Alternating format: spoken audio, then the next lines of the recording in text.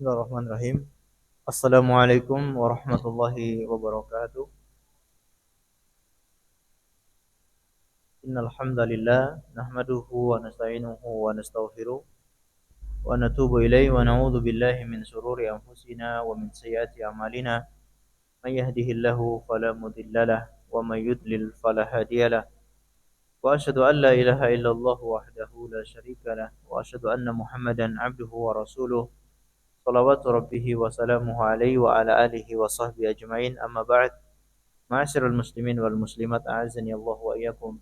Marilah kita selalu bersyukur kepada Allah Azza wa Jalla atas nikmat-nikmatnya yang sangat banyak Allah limpahkan kepada kita sekalian. Di antaranya adalah nikmat hidayah, sehingga kita menjadi hamba-hambanya yang bertauhid dengan memeluk agama Islam, dan juga hidayah untuk terus belajar ilmu agama. Ini adalah karunia yang besar yang selalu kita syukuri.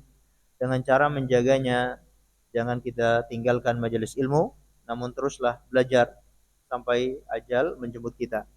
Salawat dan taslim semoga tetap tercurahkan kepada junjungan kita Nabi besar Muhammad sallallahu alaihi wasallam, dan kami nasihatkan untuk diri kami dan juga kaum muslimin agar selalu mengucapkan salawat, terutama pada malam ini, kemudian besok hari, karena kita sudah memasuki hari Jumat, dan di hari Jumat ini kita dianjurkan untuk berbanyak bersolawat kepada baginda Nabi Shallallahu Alaihi Wasallam, karena setiap solawat yang kita ucapkan akan ditampakkan kepada beliau setiap hari Jumat. Barang siapa yang banyak mengucapkan solawat kepada beliau berkesempatan besar mendapatkan syafaatnya nanti pada hari kiamat. Allahumma sholli ala nabina Muhammad. Kemudian seperti biasanya kita akan sama-sama mengkaji sebuah buku yang agung, yaitu tentang dosa-dosa besar, Al-Kabair, yang ditulis oleh Imam Az-Zahabi rahimahullahu ta'ala. Kita sudah memasuki dosa besar yang ke-44, Al-Kabiratul Rabi'atu wal Arba'un. Dosa besar yang ke-44 yaitu Al-Musawwir fi thiyabi wal khitani wa nahwi dzalik, yaitu menggambar di pakaian ataupun di dinding dan sejenisnya. Sebelum kita sama-sama mengkaji dosa besar yang ke-44 ini, maka ada baiknya kita saling mengingatkan, karena dengan saling mengingatkan itu akan bermanfaat untuk orang-orang yang beriman. Di antara yang perlu kita ingatkan bahwa kita ini sekarang sudah memasuki salah satu bulan yang istimewa, bulan yang mulia, yaitu bulan Muharram. Malam ini kita sudah masuk pada tanggal 1 Muharram. Bulan Muharram ini bulan yang sangat istimewa. Di antara keistimewaannya adalah sampai Rasulullah menamakan bulan ini dengan Syahrullah, bulannya Allah. Padahal semua bulan itu adalah punya Allah. Semua bulan itu ciptaan Allah. Namun bulan ini Rasulullah menamakan secara khusus, yaitu Syahrullah, bulannya Allah, menunjukkan keutamaannya yang sangat agung dan keutamaannya secara khusus dibandingkan dengan bulan-bulan yang lain, yaitu bulan Muharram. Dinamakan Syahrullah karena Allah sendiri yang menamakan bulan ini, yaitu dengan nama bulan Muharram. Adapun nama-nama bulan yang lain itu sudah dikenal oleh orang-orang jahiliyah. Bulan Ramadan, bulan Syawal, bulan Dzulqa'dah, bulan Dzulhijjah, ini sudah dikenal oleh masyarakat jahiliyah. Adapun bulan Muharram, Allah sendiri yang menamakan kalau bulan ini namanya bulan Muharram, sehingga Rasulullah menamakan dengan Syahrullah. Bulan yang seperti ini, bulan-bulan yang mulia, bagi seorang muslim itu adalah kesempatan. Allah Subhanahu wa taala sedang memberi bonus kepada kita dengan adanya waktu-waktu yang istimewa. Alias barang siapa yang amal soleh pada waktu-waktu yang istimewa tersebut, pahalanya dilipat gandakan oleh Allah. Pahalanya lebih besar daripada beramal di waktu-waktu yang lain. Amalannya sama, ibadahnya sama, jumlahnya sama, bilangannya sama, tapi pahalanya beda. Yang membedakan apa? Waktunya. Orang sholat di bulan Muharram dengan sholat di luar bulan Muharram, pahalanya lebih besar sholat di bulan Muharram. salat maghrib, salat isya, salat 5 waktu semuanya kalau dikerjakan di dalam bulan Muharram ini, pahalanya dilipat gandakan, pahalanya lebih besar di sisi Allah daripada di bulan yang lain. Ini keistimewaan yang besar, kesempatan yang Allah berikan kepada kita, bonus-bonus yang bagi seorang muslim itu harus dimanfaatkan. Apalagi kita sadar bahwa kita ini banyak dosa, kita ini banyak kekurangan, ibadah-ibadah kita minim, amal soleh kita yakin sangat kurang. Maka untuk menutupi kekurangan-kekurangan amal soleh kita, pergunakan, manfaatkan ketika ada waktu-waktu yang Allah beri kesempatan seperti ini. Waktu-waktu yang istimewa seperti ini kita manfaatkan untuk mendongkrak, untuk memperbanyak, untuk menopang amal-amal kita yang memang sangat terbatas itu.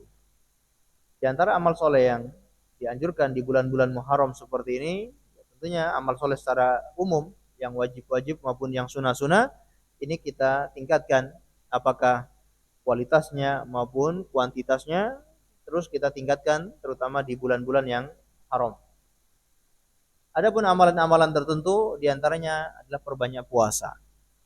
Sebagaimana Rasulullah SAW bersabda bahwa afdalus siyam ba'da Ramadan siyamu syahrullahi al-Muharram. Seafdal-afdalnya puasa setelah bulan Ramadan adalah puasa di bulannya Allah, yaitu bulan Muharram. Maka kita dianjurkan untuk perbanyak ibadah puasa-puasa sunnah di bulan Muharram ini. Kemudian amalan yang lain adalah bertobat kepada Allah Subhanahu wa taala.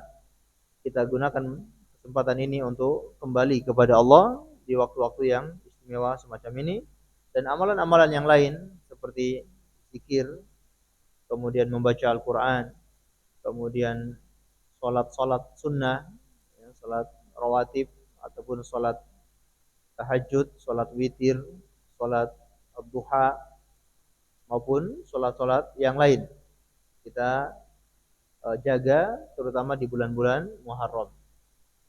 Nah, ini yang selalu kita ingatkan. Dan yang paling penting lagi adalah puasa nanti di tanggal 10 bulan Muharram. Tanggal 10 bulan Muharram yang dikenal dengan puasa Asyura. Rasulullah SAW menganjurkan puasa di tanggal 9 juga, dan juga puasa di tanggal 10.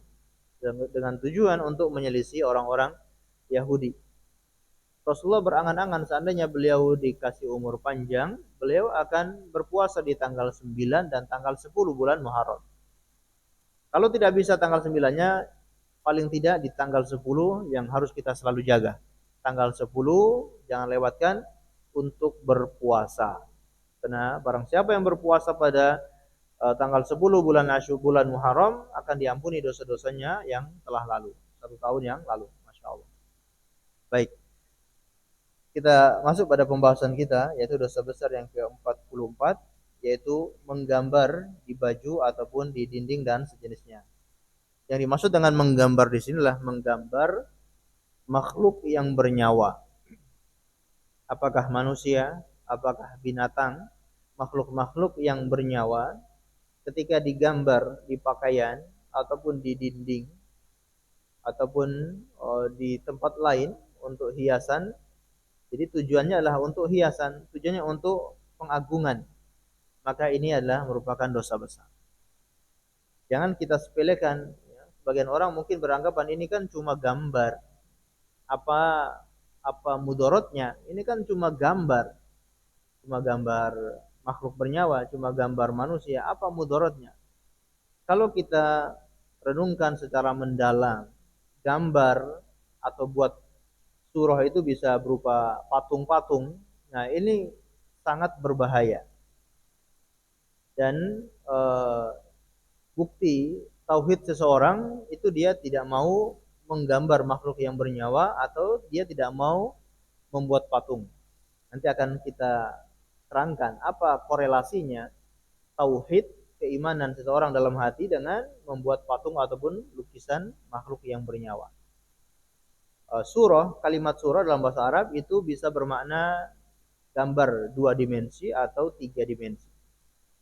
Surah yaitu gambar, apakah 2 dimensi berarti gambar seperti lukisan, cetakan. Ini namun cetakan lebih ringan ketimbang gambar dengan lukisan tangan. Karena para ulama juga membedakan antara lukisan tangan dengan cetakan yang dicetak. Namun secara umum sama, apakah dicetak ataupun dilukis dengan tangan, namanya gambar ya sama, gambar. Kemudian bentuk yang kedua adalah tiga dimensi. Tiga dimensi berarti patung. Membuat patung-patung makhluk yang bernyawa, ini semua merupakan dosa besar. Dan digambarkan di dinding atau digambarkan di pakaian, ini maksudnya dua dimensi. Dua dimensi saja itu dosa besar menurut Imam Az-Zahabi rahimahullahu taala. Apalagi tiga dimensi. Jadi dua dimensi ini digambarkan di pakaian, digambarkan di tembok, dinding dan sejenisnya, itu merupakan dosa besar. Bagaimana yang tiga dimensinya? Dosanya lebih besar. Baik. Adapun kalau gambar itu di tempat-tempat yang penghinaan untuk menghinakan atau tempat-tempat untuk yang kotor seperti di tempat mengeringkan kaki, keset ataupun di handuk, kalau ada gambar makhluk yang bernyawa, maka di sini ada keringanan dari kalangan ulama karena untuk meremehkan, untuk menghinakan, ditaruh di keset untuk diinjak, untuk tempat-tempat yang kotor. Adapun kalau di pakaian ini untuk kemuliaan, untuk hiasan, atau di dinding apalagi ini untuk hiasan, maka ini merupakan dosa besar. Imam Az-Zahabi rahimahullah membawakan beberapa dalil dari hadis Nabi sallallahu alaihi wasallam, di antaranya adalah qala Nabi sallallahu alaihi wasallam, man sawwara suratan kallafa ay yanfukha fiha ar-ruhu yaumal qiyamah wa laysa binafikh. Barang siapa yang menggambar sebuah gambar, maka Allah Subhanahu wa taala akan bebani orang ini untuk meniupkan ruh pada gambar itu nanti di hari kiamat. Walaysa binafikh, dan orang itu tidak mungkin dia bisa meniupkan ruh. Kalau orang itu tidak bisa meniupkan ruh, apakah urusannya selesai? Tidak. Begitu disuruh untuk meniupkan ruh kemudian dia tidak sanggup meniupkan ruh, Allah lah yang akan meniupkan ruh pada gambar atau patung-patung itu. Kemudian patung-patung ini, gambar-gambar inilah yang akan menyiksa orang itu. Jadi bukan disuruh niupkan ruh kemudian dia tidak sanggup meniupkan ruh kemudian selesai, bukan. Allah yang akan meniupkan ruh pada gambar-gambar itu, dan gambar-gambar inilah yang akan menyiksa orang tersebut di hari kiamat. Kenapa begitu fatal menggambar makhluk yang bernyawa atau membuat patung? Kenapa begitu fatal? Karena Allah Subhanahu wa taala tidak mau disaingi. Ini intinya. Kenapa buat gambar, kenapa bikin patung makhluk bernyawa? Ya, kita perlu garis bawahi makhluk yang bernyawa. Karena satu-satunya yang bisa meniupkan nyawa, satu-satunya yang bisa memberikan ruh adalah Allah Subhanahu wa taala. Allah sama sekali tidak ingin disaingi. Walaupun manusia tidak sanggup meniupkan ruh, tapi ketika manusia membuat makhluk, menggambar makhluk yang bernyawa, membuat patung-patung makhluk yang bernyawa, seakan-akan dia bersaing dengan Allah Subhanahu wa taala, dan itu Allah tidak ingin ada yang menyainginya. Sampai sini insyaallah ada gambaran ya. Kenapa begitu fatal gambar makhluk yang bernyawa? Karena konsekuensinya adalah bersaing dengan Allah Subhanahu wa taala. Makanya di hari kiamat Allah akan bebankan kepada orang yang menggambar ini untuk meniupkan ruh. Kenapa? Karena dia telah menyaingi Allah Subhanahu wa taala. Orang yang bertauhid, dia betul-betul takzim, sangat mengagungkan Allah. Itu ciri orang-orang yang bertauhid. Orang-orang yang bertauhid itu mereka selalu mengagungkan Allah seagung-agungnya. Tidak ingin menyaingi Allah sekecil apapun. Perbuatannya, perkataannya, tidak ingin ada perkataannya, tidak ingin ada perbuatannya yang menyaingi Allah. Itu orang-orang yang bertauhid. Mereka selalu menjaga. Rasulullah sallallahu alaihi wasallam menegur sahabat-sahabatnya ketika mengatakan Masya Allahu wa syi'ta, dengan kehendak Allah dan kehendakmu. Ucapan ini walaupun yang mengucapkan itu dia tidak meniatkan menyamakan Allah dengan Nabi Muhammad. Karena para sahabat tidak mungkin menyamakan Allah dengan makhluk, ini mustahil. Ucapan seperti itu kadang-kala karena belum tahu ataupun ketidaksengajaan. Itu pun langsung dicegah oleh Nabi Muhammad SAW karena ucapan seperti itu mengandung menyamakan Allah dengan makhluknya. Masya Allahu wa syi'ta, dengan kehendak Allah dan kehendakmu. Ditegur oleh Nabi SAW, beliau mengatakan ucaplah Masya Allahu wahda, Masya Allah saja. Jangan ucapkan Masya Allah wa syi'ta, karena konsekuensinya adalah ada penyamaan dengan Allah Subhanahu wa taala. Ini ucapan. Perbuatan juga sama. Ketika ada perbuatan yang di situ konsekuensinya adalah menandingi Allah, maka dilarang dalam agama Islam. Dilarang oleh Nabi Muhammad SAW dan akibatnya sangat fatal. Ini berbahaya. Jadi jangan beranggapan ini kan cuma gambar, ini kan cuma lukisan, ini cuma patung yang tidak ada mudorotnya menurut kita. Tapi bagi orang-orang yang bertauhid itu kurang mengagungkan Allah. Kalau ada orang yang masih melukis makhluk bernyawa, membuat patung makhluk yang bernyawa, berarti dia kurang ta'zim sama Allah, kurang mengagungkan Allah Subhanahu wa taala. Nas'alullah as-salama wal afiyah. Dan kebanyakan kaum muslimin ya tidak tahu ataupun belum tahu dalam masalah ini, sehingga masih banyak yang bermudah-mudahan untuk melukis makhluk yang bernyawa. Bahkan masih banyak yang membuat patung-patung. Nah, ini karena ketidaktahuan. Maka harus kita sampaikan kepada mereka-mereka yang tidak tahu bahwasanya hal demikian itu merupakan dosa besar. Wa qala an-nabiy sallallahu alaihi wasallam asyaddun nas 'adzaban yaumal qiyamah al-musawwirun. Orang yang paling berat siksaannya pada hari kiamat adalah al-musawwirun, para pelukis, para pembuat patung. Ini orang yang paling berat siksaannya pada hari kiamat. Karena tadi kita jelaskan alasannya sangat fatal. Dia membuat sesuatu yang hanya Allah saja mampu melakukan itu. Sehingga Allah tidak ingin disaingi sedikit pun. Hanya Allah yang mampu menciptakan, hanya Allah yang mampu meniupkan ruh. Maka kalau ada orang yang ingin menyerupai Allah Subhanahu wa taala dalam urusan membuat makhluk yang bernyawa, maka Allah tidak ridho dengan orang tersebut. Sehingga hari kiamat nanti siksaannya paling pedih. Yuqalu lahum, akan dikatakan kepada mereka para pelukis ini, ahyu ma khalaqtum, silakan hidupkan apa yang kalian ciptakan, silakan hidupkan apa yang kalian buat, lukisan ataupun patung diperintahkan untuk dihidupkan. Sehingga mereka tidak mampu menghidupkan, Allah lah yang akan menghidupkan. Kemudian patung-patung itu, gambar-gambar itulah yang akan menyiksa mereka nanti di hari kiamat. Wa qalat Aisyah radhiyallahu taala anha, Ibunda Aisyah radhiyallahu anha, beliau menceritakan, qadima Rasulullah sallallahu alaihi wasallam min safarin wa qad satartu sahwatan li bi quramin fihi tamathil fahatakahu wa talawwana wajhahu wa qala ashaddan nas 'adzaba 'inda Allahi alladhina yudahuna khalqullah. Hadis yang muttafaqun alaih. Kata Ibunda Aisyah, Rasulullah sallallahu alaihi wasallam baru tiba dari sebuah safar.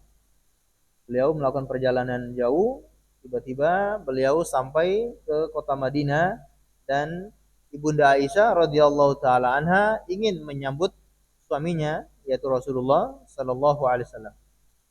Maka karena ingin memberikan sambutan yang spesial, Ibunda Aisyah ini membuatkan atau memberikan kain-kain di tempat duduknya atau di ruang tamunya Rasulullah sallallahu alaihi wasallam. Beliau hiasi dindingnya dengan kain atau bahasa kita hordeng agar kelihatan indah. Namun di hordeng tersebut ada gambar makhluk yang bernyawa. Di hordengnya Aisyah ini terdapat gambar makhluk yang bernyawa. fahatakahu wa talawwana wajhahu. Maka seketika Rasulullah langsung mengambil kain itu, beliau merobek kain itu, kemudian berubah rona wajah beliau karena melihat kemungkaran. Beliau mulai marah ketika melihat ada kemungkaran, beliau merobek kain tersebut. Padahal kan kita tahu Rasulullah itu kan orangnya sangat perhatian, orangnya sangat romantis, orangnya sangat menghargai perasaan wanita. Di mana perasaan Ibunda Aisyah pengen menyambut suaminya dengan memberikan penyambutan yang baik, penyambutan yang istimewa, tapi ternyata Rasulullah tidak menyetujui penyambutan tersebut. Ini bagi seorang wanita itu perasaannya sakit luar biasa. Padahal Rasulullah itu orang yang paling mengerti perasaan wanita. Tapi kalau sudah dalam urusan seperti ini tidak ada kompromi.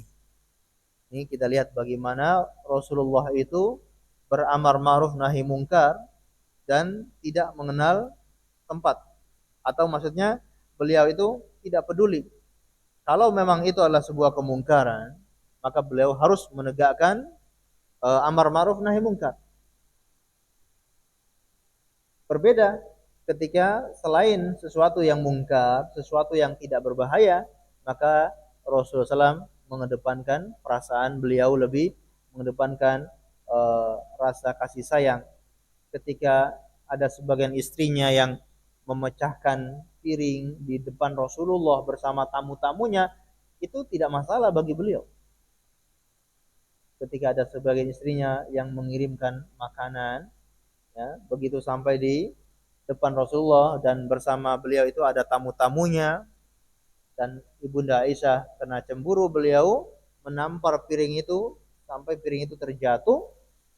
Rasulullah bangkit, beliau mengumpulkan makanan yang tersisa tersebut sambil mengatakan, gharrat ummukum, ibu kalian sedang cemburu. Masya Allah. Posisi seperti ini beliau nggak malu, beliau nggak sungkan. Padahal ada tamu-tamunya, tetap beliau tenang. Tapi kalau sudah dalam urusan masalah akidah, dalam masalah tauhid, dalam masalah urusan yang menyamakan Allah dengan makhluknya, maka beliau tegas. Beliau langsung merobek kain tersebut, lalu berubah wajahnya. Sambil beliau bersabda, asyaddan nasi 'adzaban 'indallahi alladziina yadhuhuna khalqallah. Orang yang paling berat siksaannya pada hari kiamat adalah orang-orang yang menandingi ciptaan Allah Subhanahu wa taala. Ini sebabnya. Kenapa tidak boleh membuat gambar makhluk bernyawa? Karena alasannya menandingi ciptaan Allah Subhanahu wa taala. Jadi jangan kita sepelekan dalam masalah seperti ini. Kemudian wa fi sunan bisnadin jayyid yakhruju unuqun minan nar fa yaqulu inni wakaltu bi kulli man da'a ma Allahi ilahan akhar wa bi kulli jabarin 'anid wa bil musawwirin. Bahwa nanti pada hari kiamat ada semacam leher yang keluar dari api neraka. Dan maksudnya di sinilah neraka itu punya leher.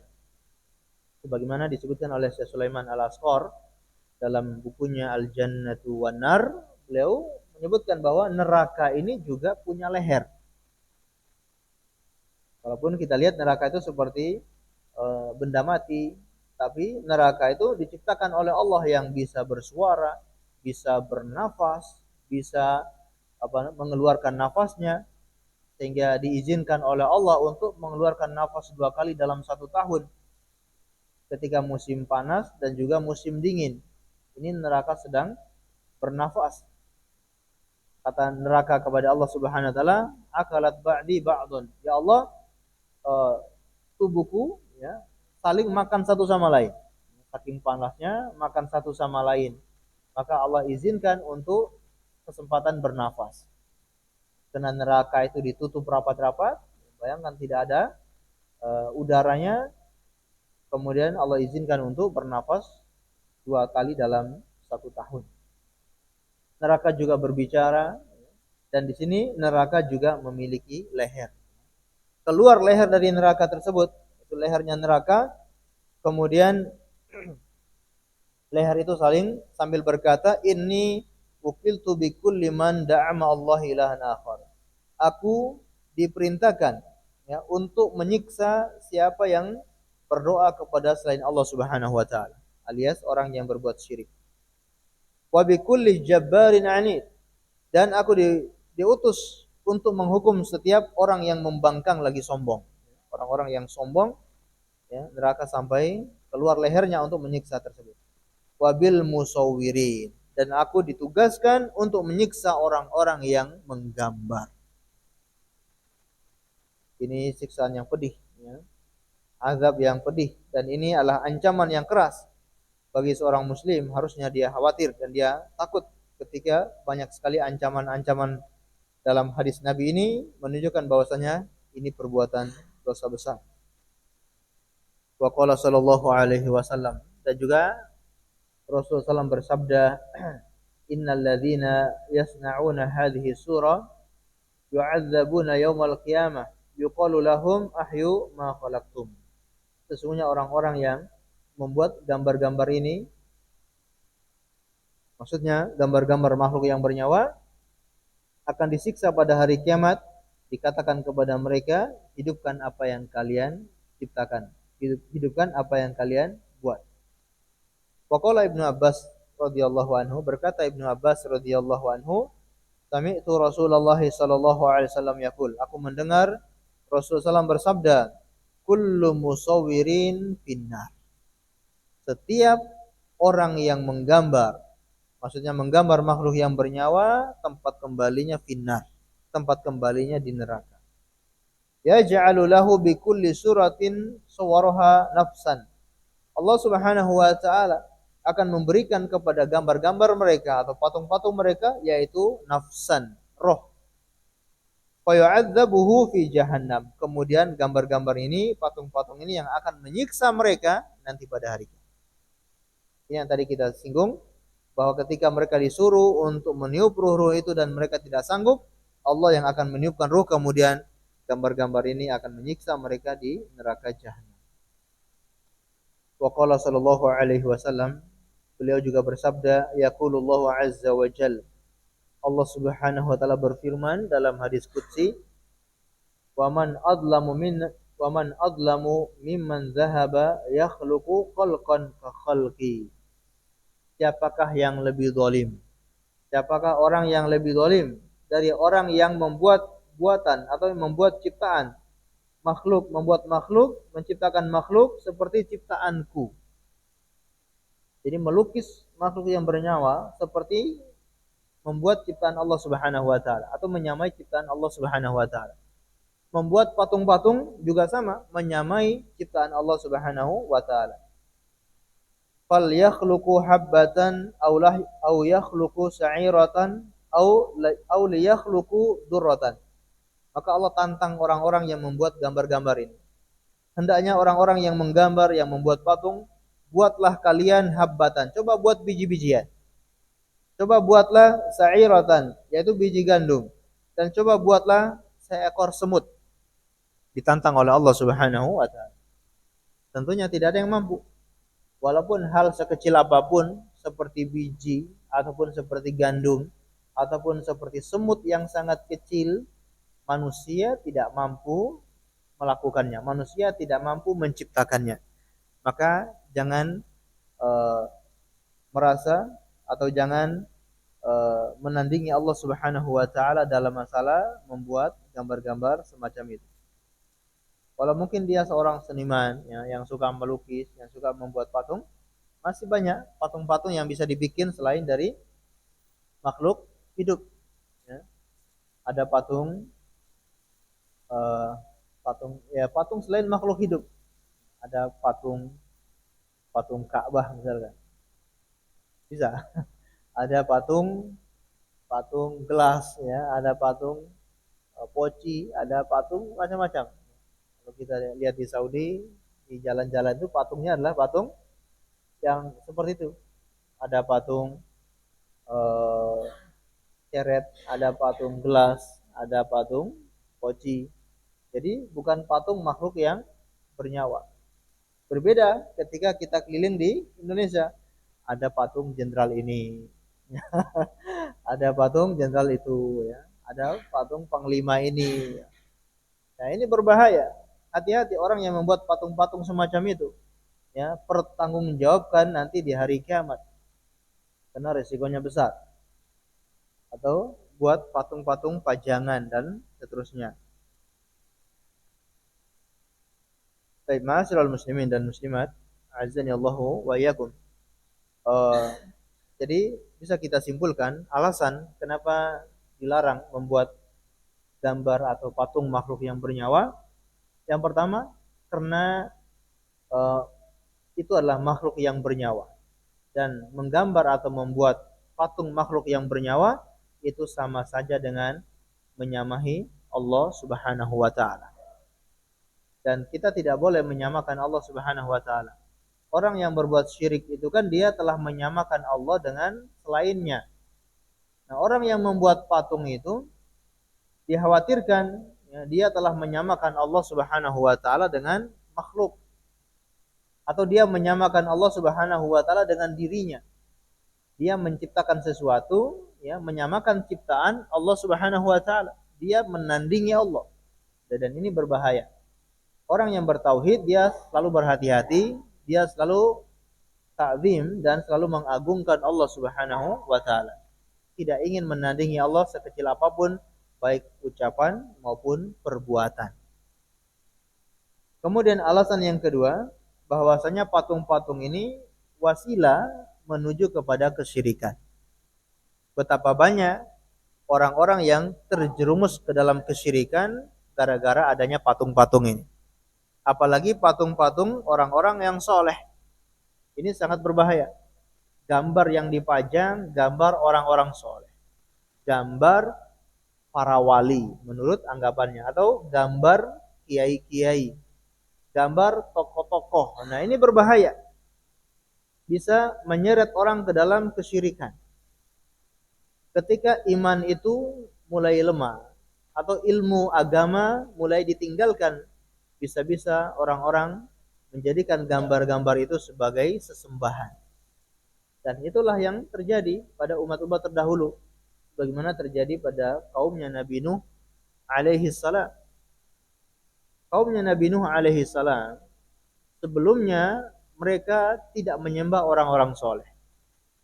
Sebelumnya mereka hanya membuat gambar-gambar dan patung-patung orang-orang soleh. Tujuannya motivasi.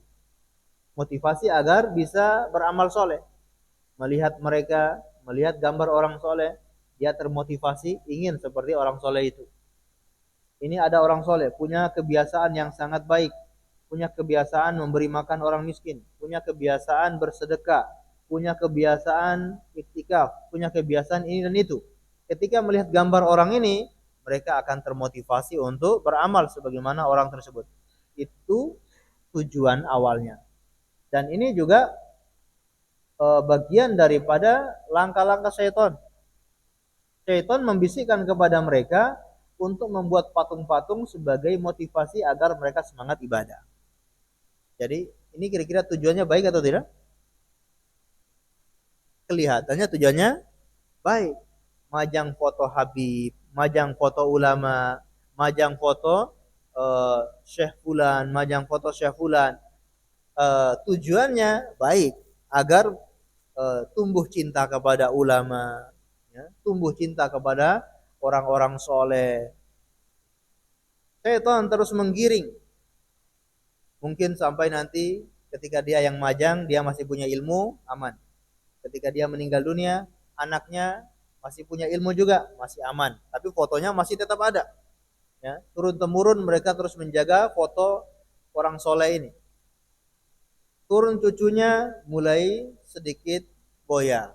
Turun generasi berikutnya mungkin sampai puluhan bahkan ribuan tahun, akhirnya ilmu itu hilang, bisa jadi patung ini atau gambar ini disembah oleh orang-orang. Dan itulah yang terjadi di kaumnya Nabi Nuh alaihi salam. Sebagaimana kata Imam Ibnu Katsir, yaitu ketika Allah mengatakan dalam Al-Qur'an, wa qalu la tadarunna alihatakum wa la tadarunna waddan wala suwa'an wa la yaghutsa wa ya'uqa wa nasra. Wa qalu la tadarunna alihatakum wa la tadarunna waddan. Ya benar ya? Waddau wa la suwa'u wa la yaghutsa wa ya'uqa wa nasra. Kalau mau dilanjut idgham ya. Waddau ya. Waddan ya. Fathatain boleh. Kalau berhenti enggak apa-apa. Waddan atau waddau wa la suwa'u wa la yaghutsa wa ya'uqa wa nasra. Baik. Nah, kata Imam Ibnu Katsir, mereka ini adalah kelima orang soleh yang ada di zamannya Nabi Nuh alaihissalam. Ketika meninggal dunia, datang syaitan membisikkan kepada orang-orang untuk membikinkan gambarnya, buatkan lukisan gambar orang. Kemudian datang lagi, bikinkan patungnya. Belum disembah, ya, di tempat-tempat di mana mereka selalu bermajelis untuk mengenang, ya, untuk mengenang jasa-jasa mereka. Sampai ketika ilmu itu hilang, mereka tidak berdakwah, mereka tidak mengajarkan ilmu, barulah datang syaitan membisikkan untuk menyembah orang-orang soleh tersebut. Dan itu terjadi. Maka Rasulullah SAW mewanti-wanti umatnya jangan sampai seperti orang-orang terdahulu. Karena Rasulullah sendiri juga telah mengabarkan bahwa umat ini akan mengikuti orang-orang terdahulu. Sedikit demi sedikit, selangkah demi selangkah, sejengkal demi sejengkal, sehasta demi sehasta, umat ini pasti akan mengikuti orang-orang terdahulu. Orang-orang Nasara, orang-orang Yahudi membuat patung, orang-orang Nasara membuat patung, membuat gambar, itu pun akan diikuti oleh orang-orang Muslim. Karena kebiasaan yang bikin patung, kebiasaan yang bikin gambar itu siapa? Orang Islam atau orang non-Muslim? Itu tradisinya orang non-Muslim. Nah, ini diikuti oleh orang-orang Islam. Mulai pajang foto-foto ulama. Ini berbahaya, bisa menyeret kepada kesyirikan. Maka kita jaga keluarga, jaga kaum muslimin agar jangan terjerumus ke dalam kesyirikan. Lebih baik sedia payung sebelum hujan, ya. Lebih baik mencegah atau mengobati? Tentunya lebih baik mencegah daripada mengobati. Kalau sudah terpapar virus seperti ini, virus kesyirikan berbahaya, siapa yang bertanggung jawab? Maka kenapa para ulama selalu menyampaikan kebenaran, menyampaikan nasihat kepada kaum muslimin agar berhati-hati? Maka ini sebagai benteng atau ini sebagai pencegahan agar tidak terjatuh ke dalam kesyirikan. Di antara sebab yang lain, bahwa malaikat tidak akan masuk ke dalam rumah yang ada gambar atau patung-patungnya. Nah, ini kan ada malaikat rahmat yang selalu keliling mencari orang-orang yang akan diberi rahmat.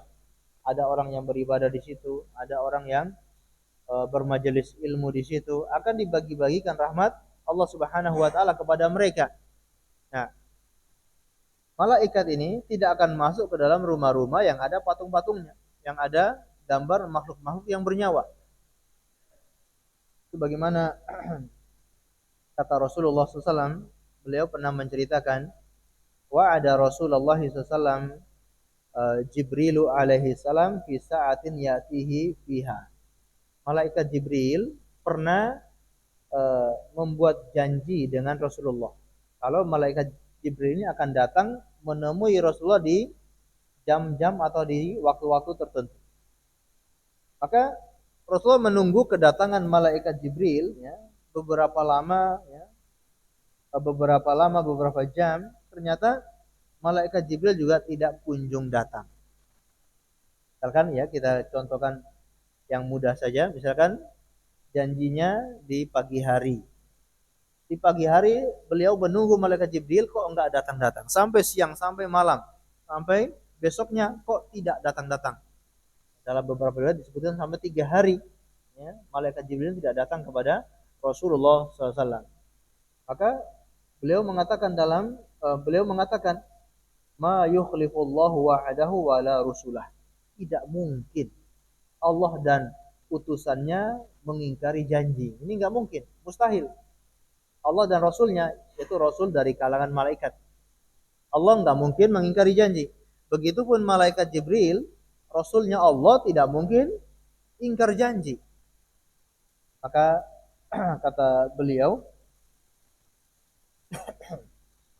"Tsumma iltafata fa idza jirwun kalbin tahta saririhi." Kemudian beliau menoleh, ternyata ada bangkai anak kambing, mohon maaf, bangkai anak anjing di bawah tempat tidur beliau. Inilah yang menyebabkan malaikat Jibril tidak datang menemui Rasulullah. Faqala ya Aisyah, ma tadakhala hadzal kalbu hahuna? Maka beliau berkata, wahai Aisyah, kapan anak anak anak anjing ini masuk ke dalam kamar saya ini? Faqalat wallahi ma daraitu, demi Allah aku enggak tahu. Fa amara bihi fa ukhrija fa jaa Jibril. Maka beliau perintahkan untuk dikeluarkan ya bangkai anak anjing tersebut. Begitu dikeluarkan, fa jaa Jibril. Maka datanglah malaikat Jibril. Kemudian kata malaikat Jibril, kata Rasulullah SAW, wa'adtani fajalastu laka falam ta'ti.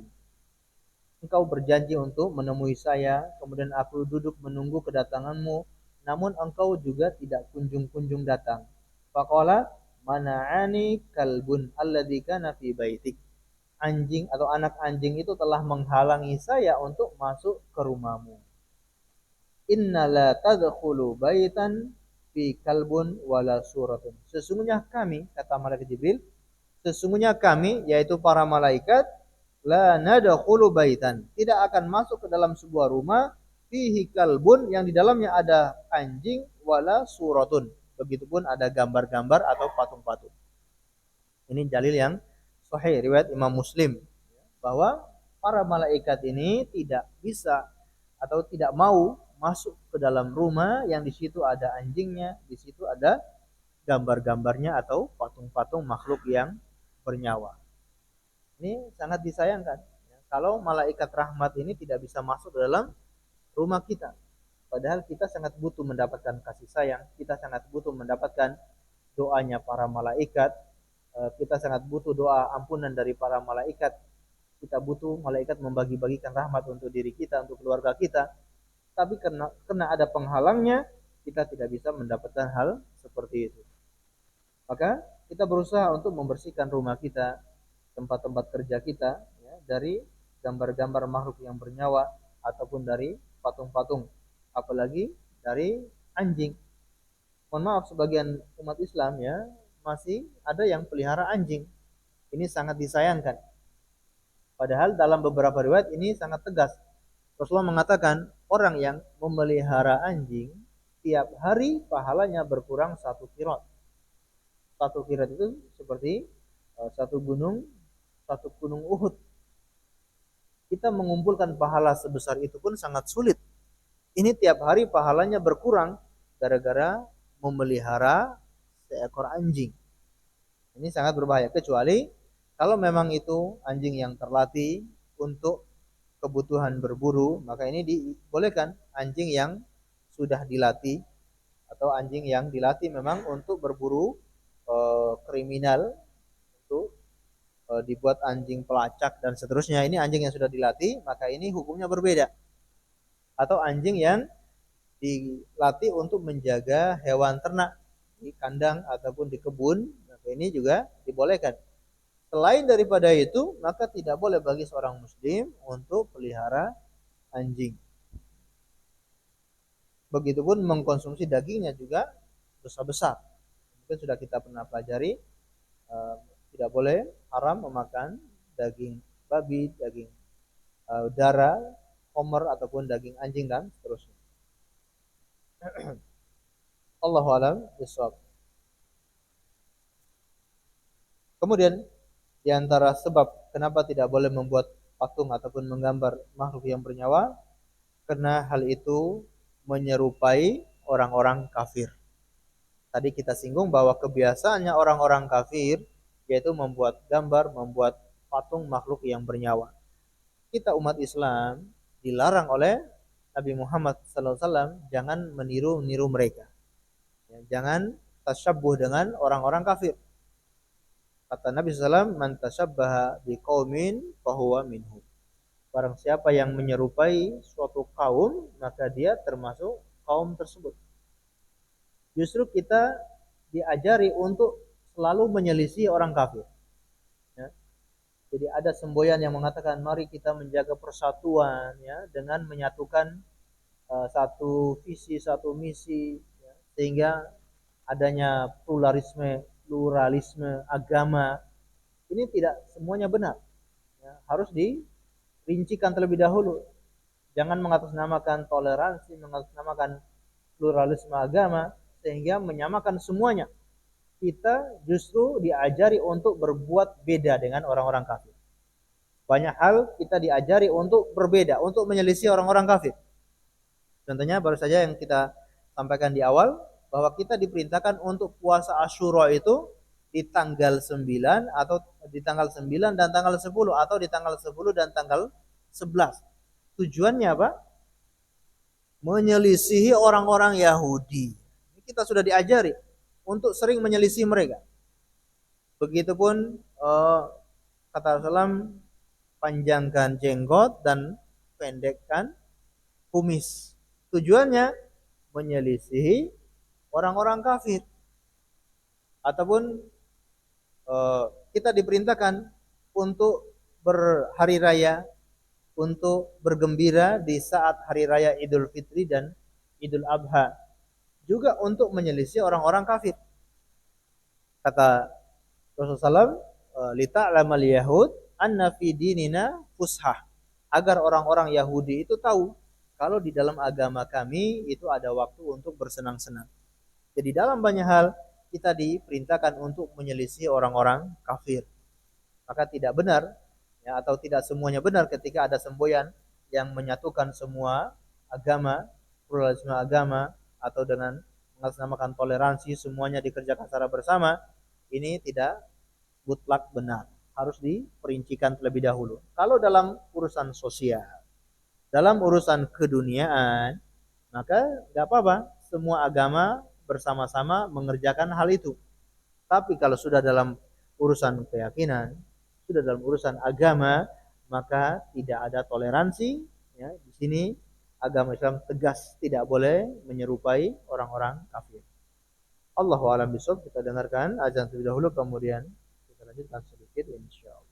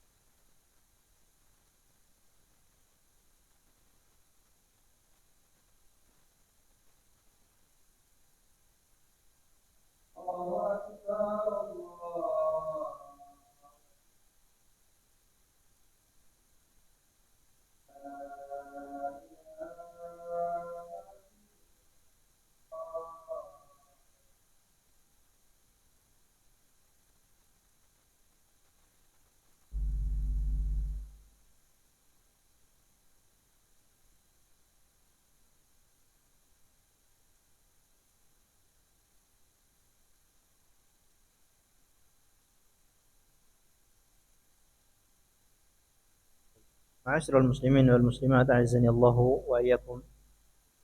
Kemudian di antara gambar ataupun semacam patung yang diberi keringanan adalah boneka yang untuk mainan anak-anak. Sebagaimana disebutkan oleh Syekh Shalih Utsaimin rahimahullah, beliau menyebutkan sebagian pendapat ulama yang memberi keringanan kalau boneka tersebut untuk mainan anak-anak, boneka eh, dan sejenisnya berbentuk hewan ataupun makhluk yang bernyawa ini diberi keringanan. Disebutkan bahwa Ibunda Aisyah radhiyallahu taala ketika masih anak-anak juga masih ketika menikah dengan Rasulullah masih usia 6 tahun, beliau juga masih punya boneka, ya, boneka makhluk yang bernyawa.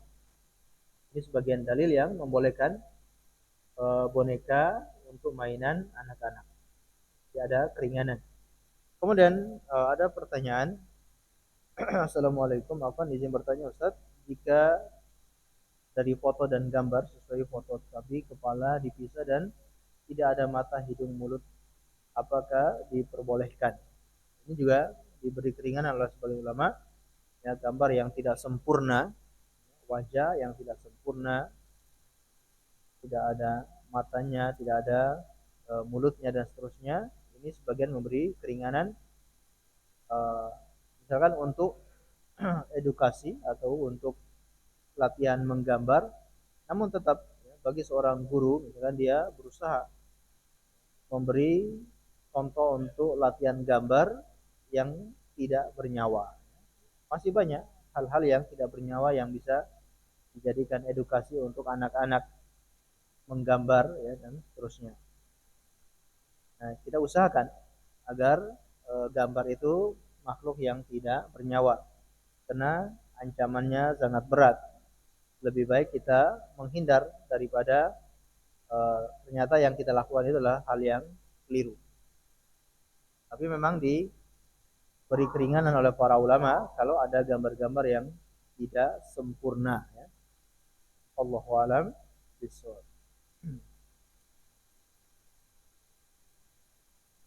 Baik, mungkin cukup sekian yang bisa kita sampaikan pada kesempatan yang baik ini. Mungkin sebelum kita akhiri, kalau ada yang masih ditanyakan, kami persilakan.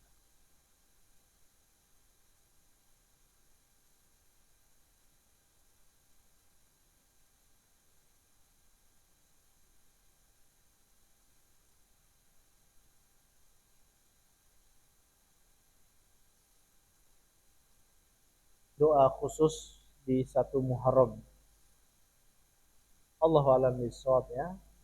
Kami sendiri belum menemukan riwayatnya ataupun doa yang khusus, ya, di tanggal 1 Muharram atau ada ritual-ritual khusus di tanggal 1 Muharram ataupun di tanggal yang lain. Yang kami ketahui adalah yang dianjurkan oleh Rasulullah untuk berpuasa di tanggal 10 bulan Muharram atau 10 Asyura. Kemudian beliau perintahkan untuk berpuasa di tanggal 9-nya atau di tanggal 11-nya. Puasa di tanggal 9 dan 10 atau 10 dan 11. Ini yang terdapat riwayat yang sahih dari Nabi sallallahu alaihi wasallam. Adapun selain daripada itu, Allahu a'lam bishawab. Atau perbanyak amalan puasa, misalkan sebagaimana hadis yang kita singgung tadi, ini juga diberitakan oleh Rasulullah karena seafdalnya puasa adalah puasa di bulan Muharram. Namun tidak puasa full karena Rasul tidak mencontohkan untuk berpuasa 1 bulan penuh. Beliau tidak pernah berpuasa 1 bulan penuh kecuali di bulan bulan Ramadan. Maka jangan karena ini keutamaannya besar sehingga orang berpuasa penuh. Itu juga keliru malahan. Ya, kita berpuasa tapi jangan berpuasa penuh 1 bulan karena itu malah menyelisihi Rasulullah SAW. Allah alam ya. Kalau ada doa-doa khusus, Allah alam.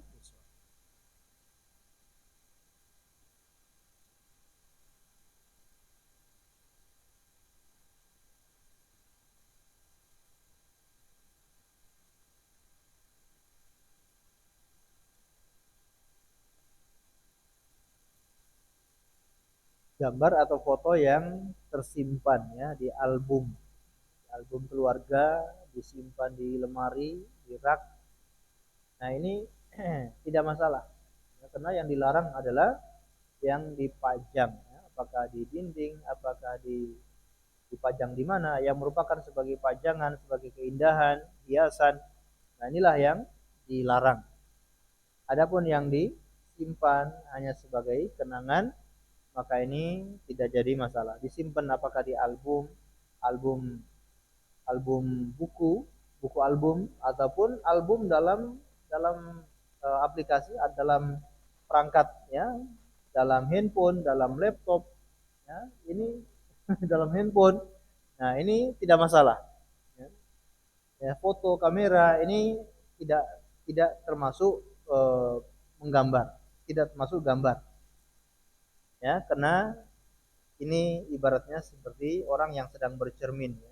Kamera itu ibaratnya orang yang sedang bercermin. Jadi tidak termasuk lukisan, tidak termasuk gambar. Tidak masalah ya di disimpan di dalam handphone ataupun di dalam perangkat-perangkat yang lain. Nah, kalau dalam masalah perangkat-perangkat seperti ini yang dilarang adalah foto yang membuka aurat ataupun foto yang eh, menampakkan misalkan hal-hal yang bisa menimbulkan mudorot. Dia menampilkan fotonya yang menimbulkan mudorot, misalkan foto-foto bersama keluarganya ataupun foto seorang wanita yang membuka aurat